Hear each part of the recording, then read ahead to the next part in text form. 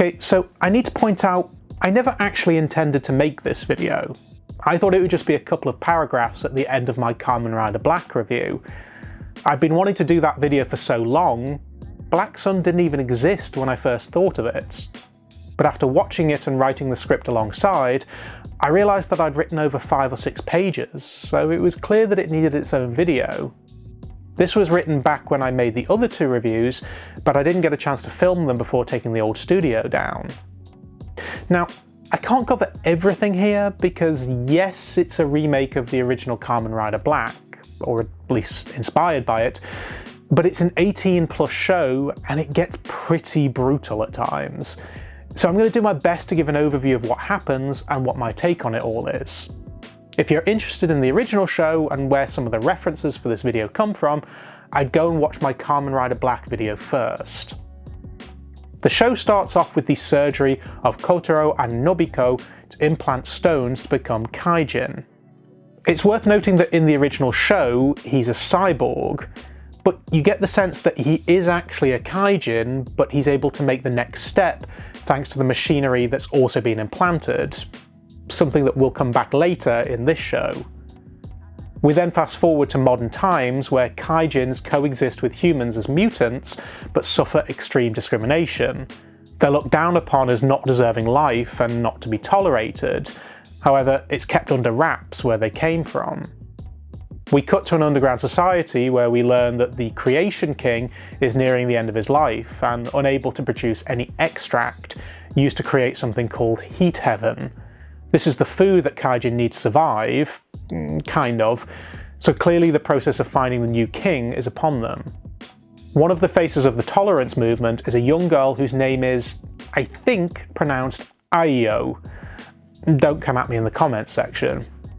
There's a hit put out on her, but her life is spared when something is spotted around her neck and we get our first glimpse of this show's take on Black Sun. And holy I can't show you any of this. Essentially, he disembowels a spider Kaijin and then rips its head off with his bare hands. This version is definitely not a kid's show. Not only that, but Shadow Moon escapes from his captors and turns up at Kotaro's place. Despite being nearly 70 or 80 years since their surgery, there's a noticeable difference in their apparent ages. This is because the Heaven keeps Kaijins young and regenerates them, but Kotaro hasn't been eating it, even though he could use it as he's nursing an old leg injury and treating it with Kamen. Why he's not eating it is unsure yet, but think Blade. Nobiko proposes that they join forces to kill the Creation King, a plan that they originally devised 50 years ago. Meanwhile, it seems like the thing around Aiyo's neck is a Kingstone, but she's unaware of what it is. We turn the clock back 50 years to see a young Kotaro and Nobiko trying to be recruited into a fledgling Gorgum that's been presented as the anti-discrimination movement. In modern times, it's been twisted and become the front for a political party complicit in hiding the Creation King. Although politically that's messy because the previous government has agreed to Kaijin suffrage. Only with the agreement to vote in line, and any wars that are entered, Kaijin could be sent in first as both weapons and also cannon fodder. Plus, the Creation King remains in their custody. It's Birugenia who stood against this political subordination and entrapment of, essentially, their god. This caused a rift between the Gorgum. Do you accept the government's terms and live as subordinates? Do you run away so the government can't get their hands on the Creation King? Or do you end it all and never give them the power? Back to modern times, and Nobiko and Kotaro begin their preparations, including uncovering their old bikes. But Gorgum comes for Aiyo, and a strong Kaijin kills those in her way, including Aiyo's friend and carer. Turns out though that Heaven can also revive Kaijin who have been killed, or at least close to death anyway. And while Kotaro is yet to regain his full strength, Shadow Moon isn't messing around and tears one of the Kaijin in half with his teeth. Again though, I can't show you any of that. But you might be sitting there thinking, wait, are Gorgum the good guys now? I mean, they're the anti-discrimination party, right? Well, yes, but also very much no. You see, they're now in bed with the government to present this public front that recognises Kaijin as citizens. It also keeps the Creation King safe and the extract to create heat heaven flowing. But heaven isn't just extract, it requires humans, specifically their flesh.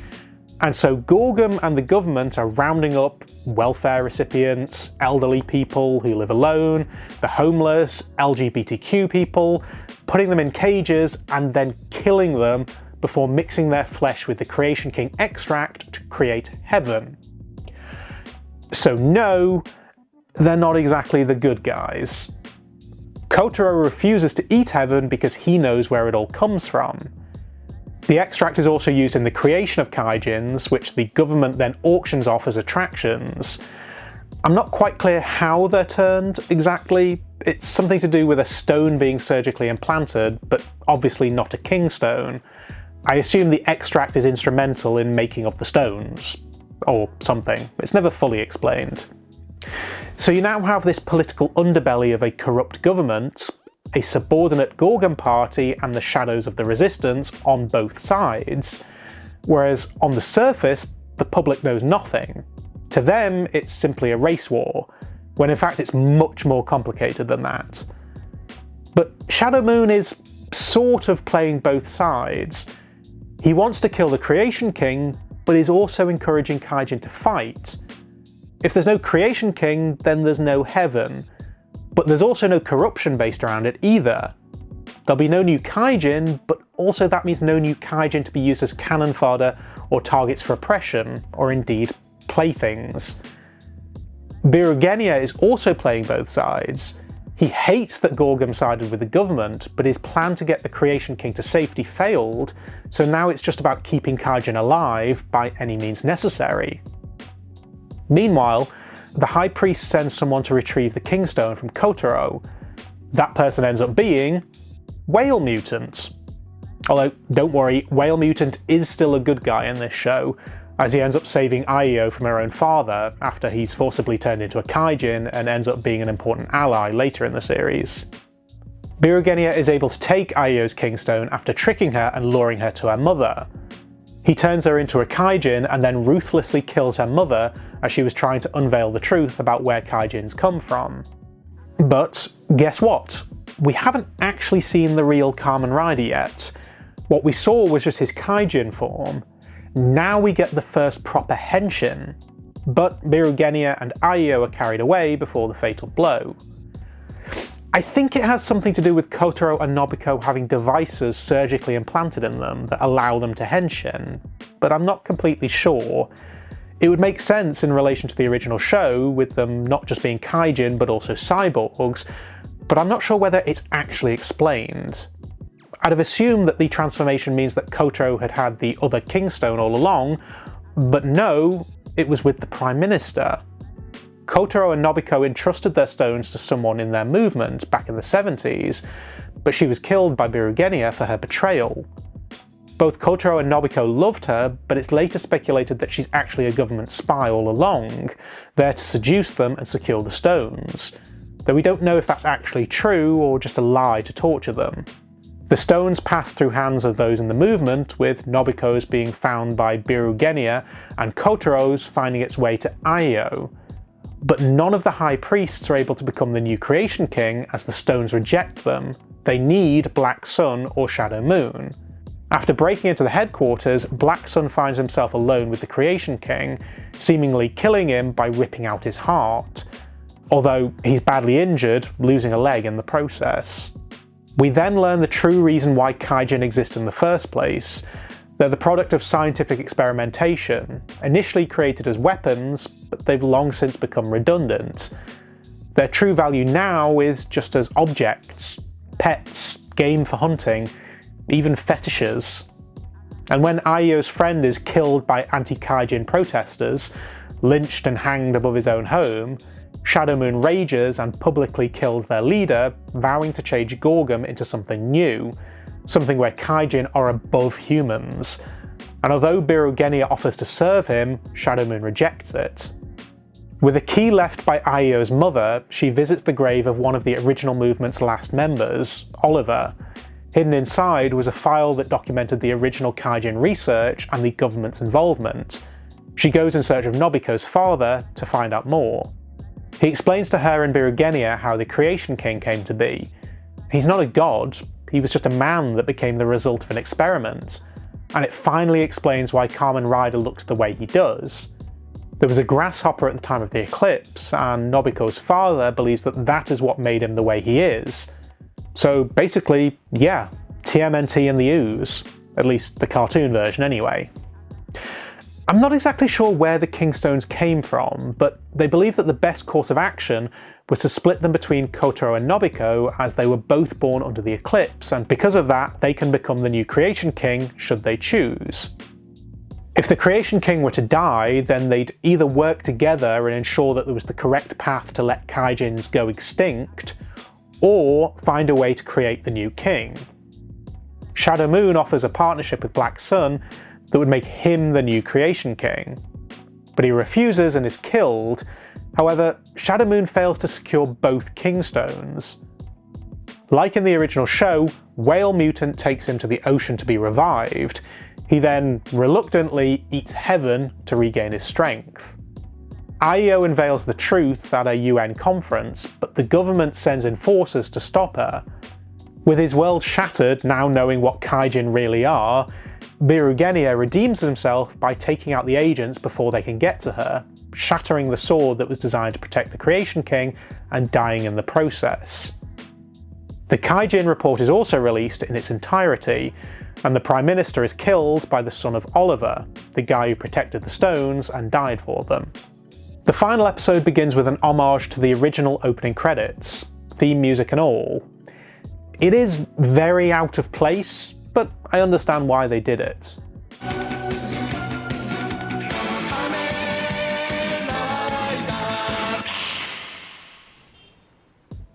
The stage is then set for the final battle between Black Sun and Shadow Moon, and they do not hold back. We see that Nobiko is mentally broken, as anyone he ever loved has either betrayed him or died, and he takes the latter opinion that the whole reason that they were turned into Shadow Moon and Black Sun in the first place was to fight each other to the death. Another Kaijin death for the benefit of humans. But Kotaro refuses to believe that. He believes that there was always the choice to fight or not fight, and in the hands of anyone else, yes, that battle to the death would be inevitable, but with the bond they share, their fathers entrusted the stones to them in the belief that they wouldn't fight. I suppose they could have just flung the stones into the sea, but maybe it's more complicated than that. Maybe it's a metaphor also for free will. The Creation King was referred to as a god. By giving them the stones, it's also giving them the free will to decide whether that god lives or dies. The whole discussion point around the Creation King was that the original one didn't seem to have any sense of free will left, but maybe with the new one, they would. Even with a Creation King, Kaijin could still be allowed to live, love, and crucially, die. The truth is out there now, and they even flash back to the 70s and say they still don't know what needs to be done to bring change to the world. But that's okay, as we're only human. All of us, including Kaijin. We try to do what's right, we branch off, allegiances fall, promises are broken, we get betrayed, loved ones die, and sometimes it feels like it's all for nothing. We're torn between love and hate, between good and evil. None of us have the answers, we do what we can with the time that we're given. And so, overcome with all of his loss, Nobiko stops fighting. He dies, and Kotaro finally destroys the heart of the Creation King. But that's not enough. It's Birugenia's sword that's needed to destroy him. That's why it was the sword that protected him. For reasons that I'm still trying to fully understand, Black Sun then becomes the new Creation King, and Aiyo gains the equipment required for her to henshin. Perhaps in his attempts to kill the Creation King, it only activated the stones and turned him against his will. Even so, he does still display some remaining sense of will and asks Aiyo to kill him with the sword. His will was to kill the Creation King, even when it became himself. The thing is, the goal is achieved, but there's no happy ending. Discrimination still exists, in fact it just moves on. We'll always find a way back into our in-group favoritism and out-group bias. The world doesn't suddenly become all happy and shiny when a villain dies. The politicians who take the place of the corrupt are no more immune to corruption themselves. People forget far too easily. With the Kaijin weapons program dead, the new Prime Minister just starts talking about rearmament because evil exists in the world. Which, yeah, it does, but this constant cycle of disarmament to rearmament and back again, is this destined to go on forever? I mean, echoes in the real world would suggest probably yes. I have to admit though, I am struggling with the last 5 minutes or so. IO has seemingly set up a camp that teaches young children who want to stand up to hate to also fight, and also to create pipe bombs? I'm not entirely sure what the message is here, and it's probably left deliberately open-ended, but I'm open to hearing your opinions in the comments section.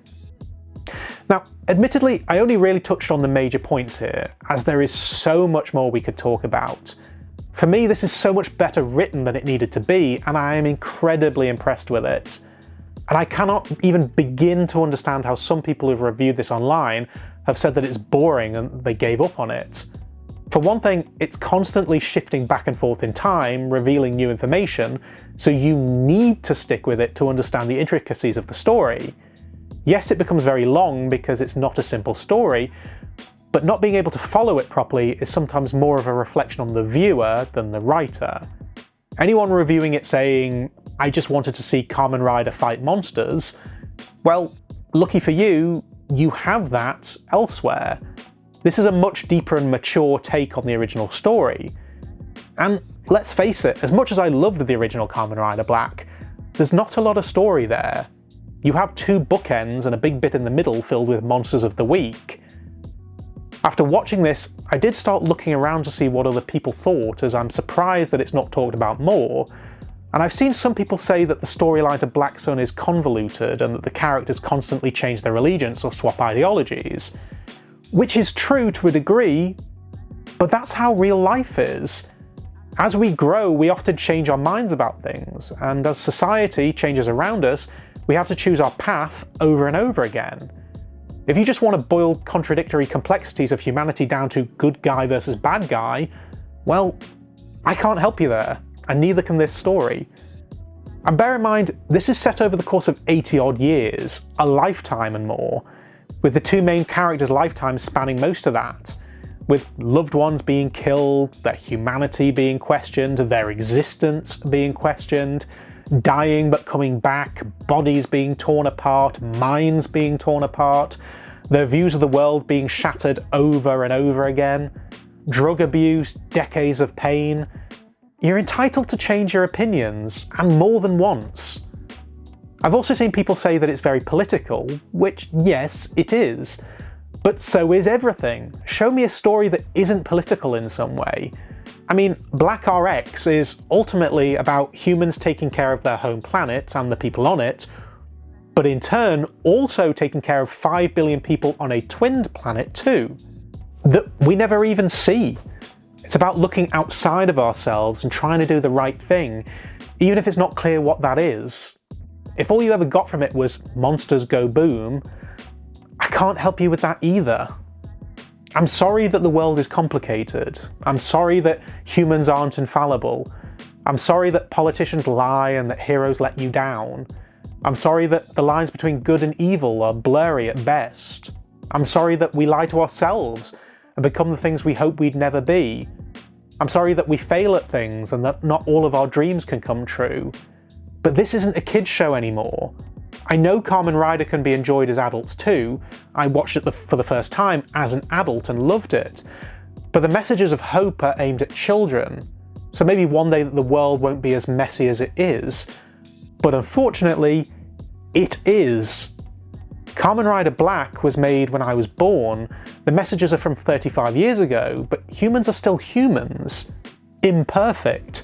Just as they were thousands of years ago and will continue to be.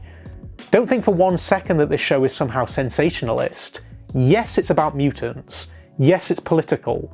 but don't kid yourself that the human behaviour on display isn't accurate. I can understand if the show is nothing like what you expected. That's true for me too. I initially thought it was just going to be something to tag on to the end of my review of the original show, but then it had to become its own video because there was so much to talk about. I had to change my mind, I had to change my plans, I had to change my viewpoint on what I thought I'd get out of it. I had to change the schedule to take the time to watch it properly and give it more priority than I initially intended. Funny how things change in life, isn't it? The bottom line is, Kamen Rider Black Sun is fantastic, but it's not an easy watch. It's not light-hearted, there's no happy ending. It's a heavy, brutal, deeply philosophical look at what it means to be human. That's not always going to be everyone's cup of tea, but if you're in the right mood, give it a watch because it deserves more attention than it gets. But until next time, I'll see you later.